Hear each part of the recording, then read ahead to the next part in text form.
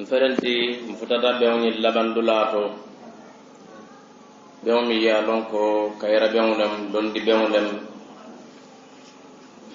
ala soto beonlem ati kacal kete jam minnu ya lonko itine warta ina fawar bala dan jalla wa ala baadi ngulu minnu ya kata fonyim beon soto jam ala se jojo nya kayra mala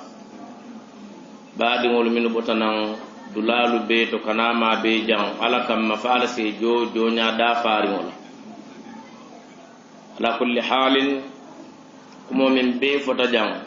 ko matine malu to min be dending baadi yala limani amulu nyanna baadi ya min sunkurle da malu tema en dina bambulalu dina fasalalu dina janjandilalu nyomoyo min nyanna tarle da malu tema na baadiŋolu i ka taata wolu la ye koyindi ñaala min be timmari be koyindirlaal kono na baadimma cheikh abdussamad kamara allah yahfaduhu wa yarah ko ay tandi ko musilimolu lem kiliŋo ti ni ko ali ŋa wuli num be ŋa wuli to ñi wuli ñaami ali yake haqiqatan a ñiñaata ko ay tandi ko kiliro min kita moolu ye dankuŋo la non tennu mol tatta silandin ko mo min konto ma beta wata ma beta bar mo na kasiya o batin na sama nin na baadi won min be karawna saudiya ninna senegal talibul ni koy ko laftani nyon sambalan na tundola se sawarno sa fay ko tonya ji sa ko nyim bendino nin kamali dan kunya nyimma minke anin alema be nya nyimma minke alma ale aljo kayrala na badim ma fana diya mutajam min keta al-sheikh abdullah baba jeng diya mutakila la sunno la fi samante yal ana la kallanke ya alin kana kem fanjoti yala la dino karam ya hadisa sahayarinunu tandila yelon ene nunjulo dum modbulu min namanan ta karam ye fanke koy ka wallel dunya nyini ita mario ifona ala la dalilo londi fanka e ko ala e ko nte mo fanto nyelalti fan halakila mfelenti alin kana son wala mo kana son ye karam fu kapare yena ke jahiloti ye karam yena ke jahiloti mon kamma yena ye ko dum jahilo bula ke conduire lafte sambala dawda ke sambaji alo ma sibolti adu monde keri minnu be wonyama o manke kuti min ni nyaaka sunno walam dino walam sunno ita dino faamuno ne man kila ala natindi fewni man kala bulawulu ita kena dina kankewti kila ala sunno ke mawo kumayan oto yemin foje ay mo wasa ni aya taraya moy moy nya sahyaru ko kolan na badi mamin fana diam ta jam musambay diam ta daji ko la kuma yala dino kon muslimo nyanna kala daji ko dum kewlati nyanna kala mo kulurun lete mo hormama e ke ko to ani ifo kumol idun ko ni bo kol so ko ni ta mota ta yi fanke ko dina futandila la muyti e ka kila la sunno la futandi molma kila la daji ko nyanna kala wodun kewle ikane tembe to wala wulfi kono cheikh ibrahim be min fola ko nakaram ma sita ko li ay nyina fa ko ni lon nani jayloje sonko la lon nala makke ko toujours hanni jaylo ya to nyana tele makke ko kadu jaylo ni wo be nyo sabala mun wala tumari jahilan fatataba amara sugula la wala wama alayka atbu fatutaba kana jahilo nyo sabaya ibe batala atela kuma mo ila te fam ni ya jalay fana mol bete jalay ba fu ibanyin lo ite nyina ka nyosa oto dawa ay jiyo ka ko kono mo be bu ka jabi mo do jabiro mu ijabi baliyale mo do jabiro mu munati ijabi baliya kana mo do jabi oto mbadi ngolu alin sa kata wanyama londo fana ala kummaya nga wo kala mutal diamo do kitaw fanala jal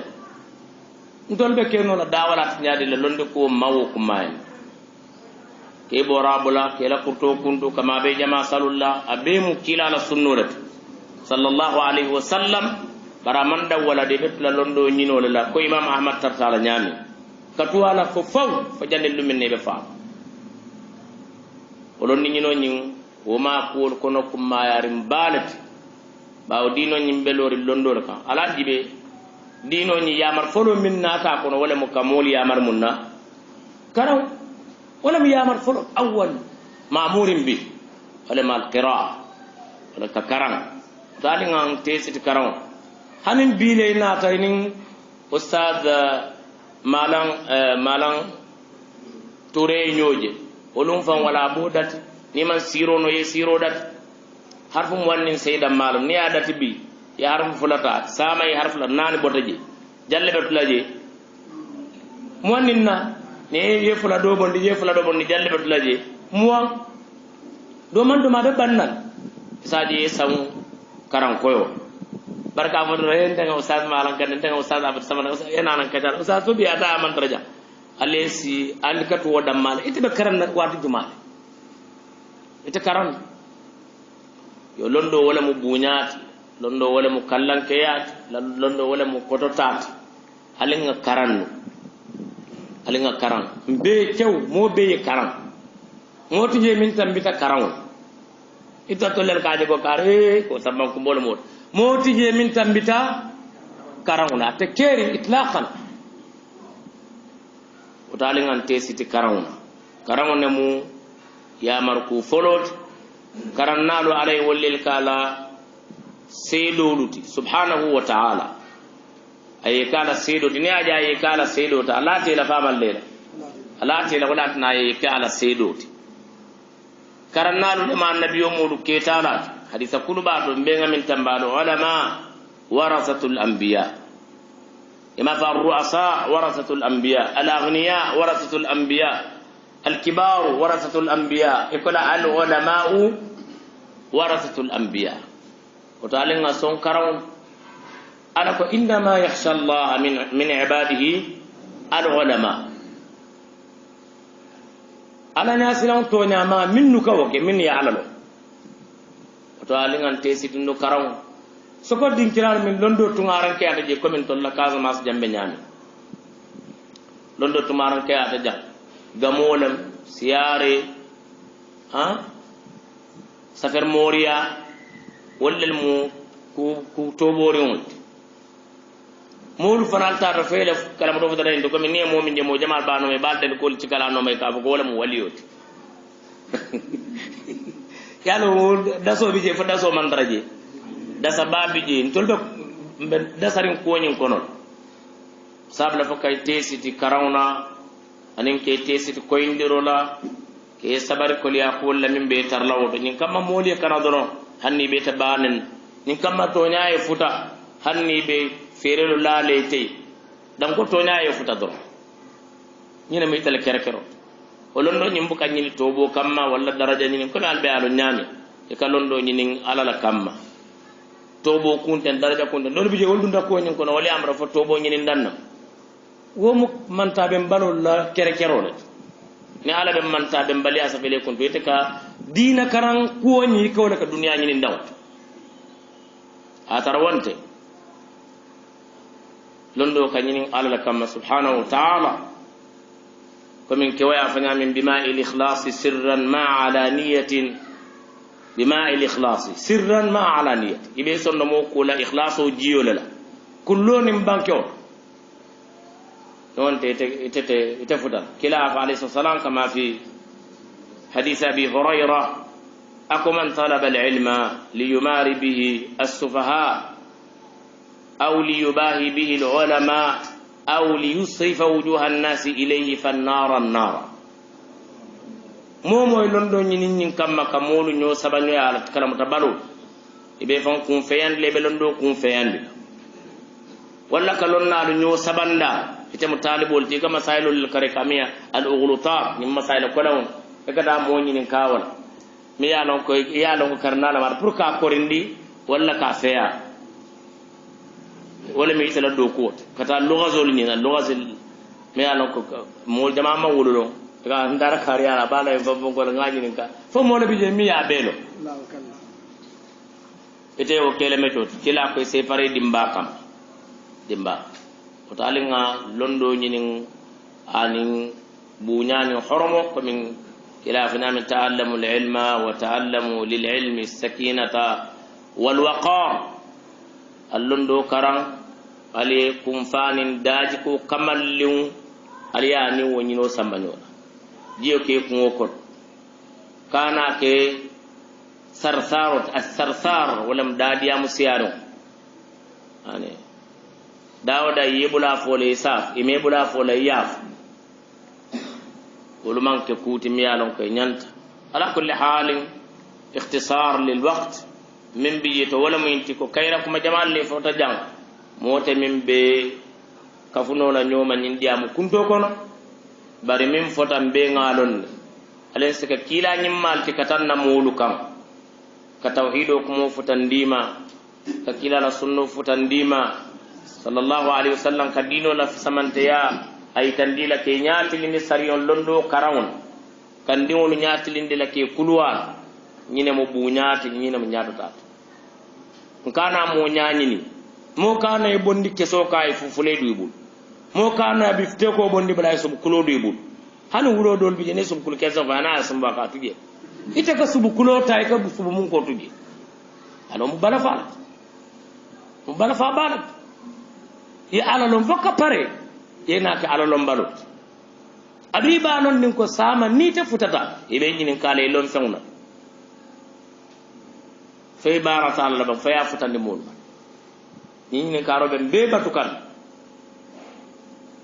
ولكن عائشة رضي الله عنها وتم من كان حديث تعالى أبو لك في الجماعة بالا فسافيكو الكان على الدليل لسيندان فانكا لا تكثر حجج الله على نفسك كان على الدليل لسيندان فانكا كدنيا يوم اللون سلام حجة عليك وتو يا جماعة سوتو نيامين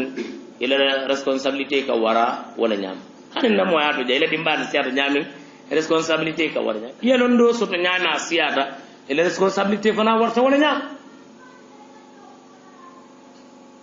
o to ali nga kalamuta mas'uliyya min bembul alen alaji be mol min ñin min kanaja ñin dinol min kanaja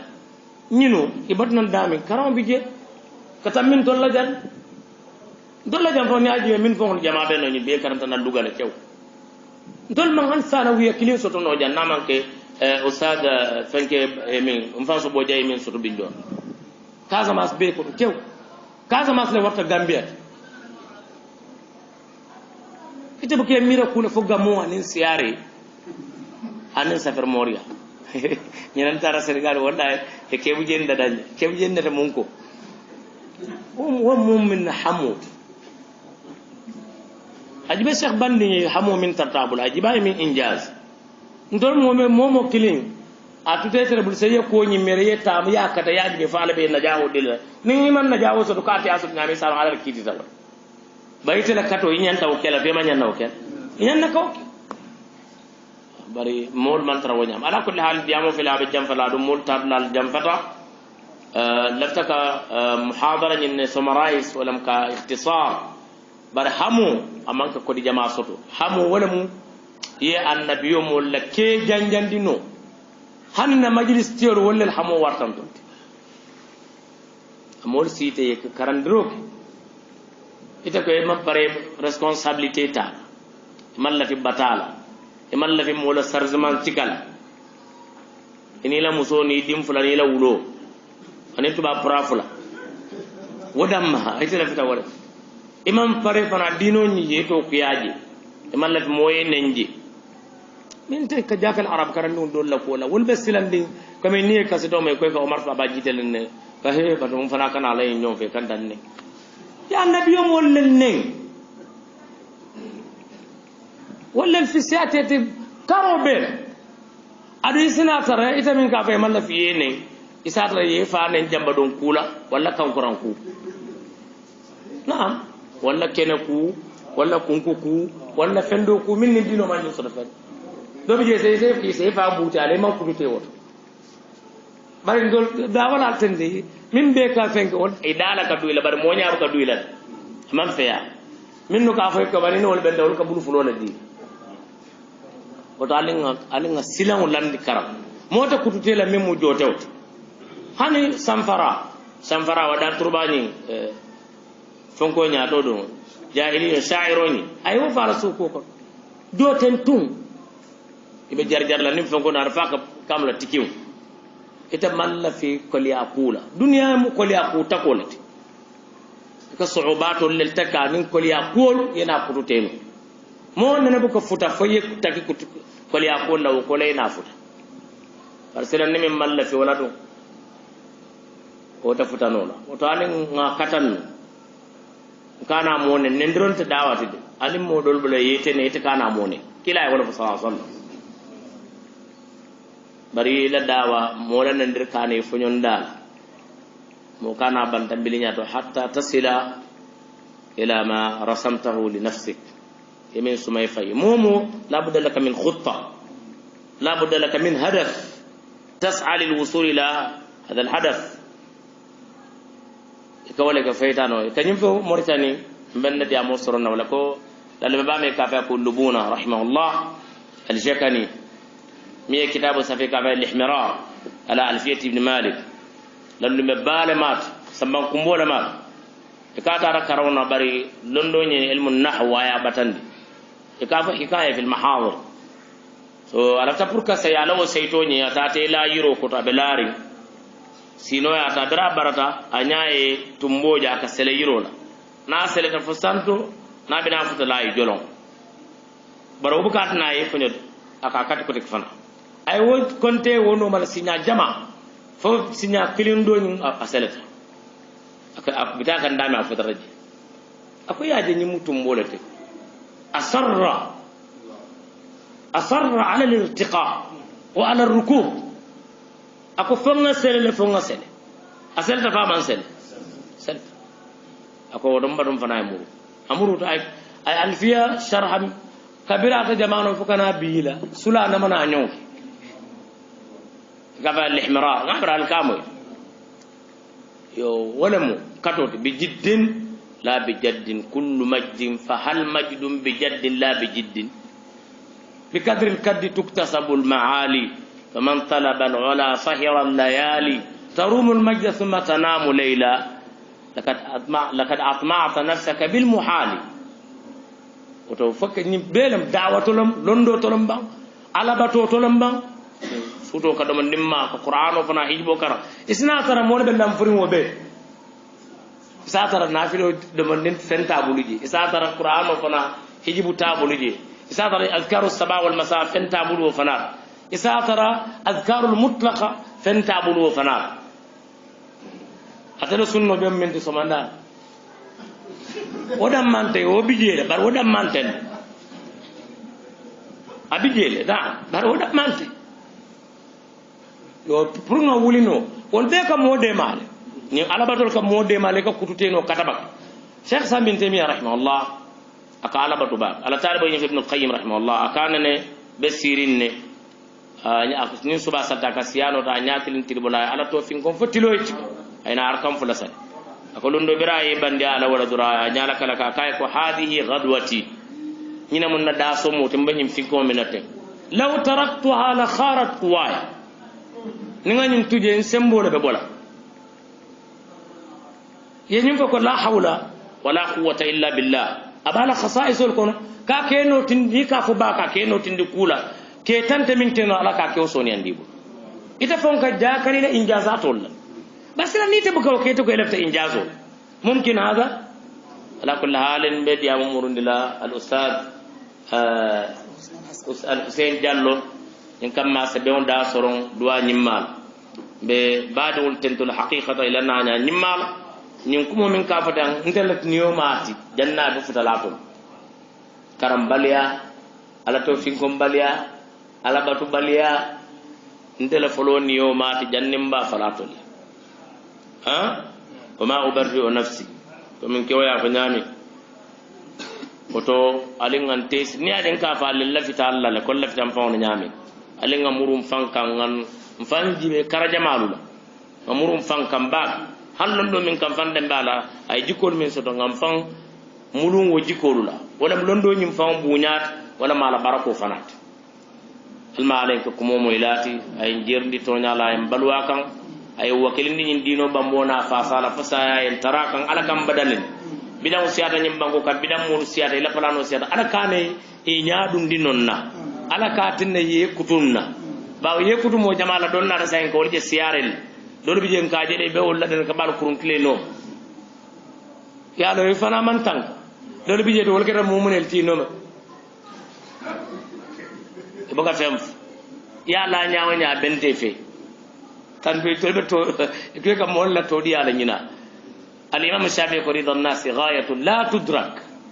molla dunyo akeno fanu bata ita kuntu te ko ngam ne nyin dunyan di nyin dembe kam faale kam woto ala dunya dunyo mi alma alayhim ben sawabu fi hada wa sallallahu wa sallama wa baraka wa anama ala abdihi wa rasulihi muhammad wa ala alihi wa sahbihi wa sallama subhanakallahumma bihamdik ashhadu an la ilaha illa anta astaghfiruka wa atubu ilayk بارك الله فيكم جزاكم الله خيرا على هذه النصيحة. إنما هي وصية ليست كلمة شكر نعتبرها وصية وجزاك الله عنا خيرا. إذا فلنذهب مباشرة إلى الأخ الحسين جندو يتكلم باسم الرابطة نيابة عن مدير الدورة وجزاه الله خيرا. فليتفضل مشكورا.